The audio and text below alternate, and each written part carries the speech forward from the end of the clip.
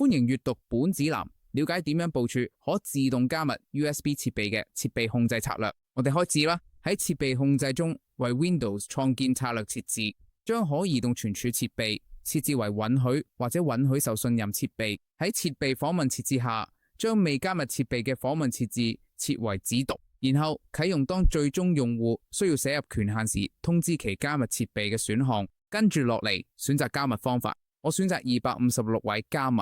當所有設定完成之後，你可以儲存並部署呢個政策。政策部署好之後，用戶就可以喺可移動儲存裝置讀取檔案。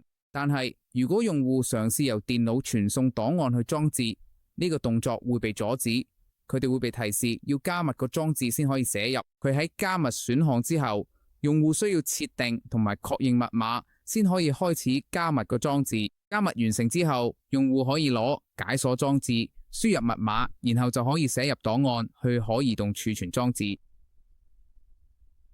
而家我哋睇下，如果用戶唔記得密碼會點？為咗恢復存取權限，用戶應該嘅解鎖裝置嘅更多選項再計輸入復原金嘅，咁樣熒幕上就會顯示一個金礦 ID。有咗呢個金礦 ID 之後，管理員要去控制台，然後佢 Insights 喺嗰度話提取復原金嘅，輸入用戶提供咗金嘅 ID， 再睇翻嗰部特定裝置，佢顯示金礦就可以睇到復原密碼。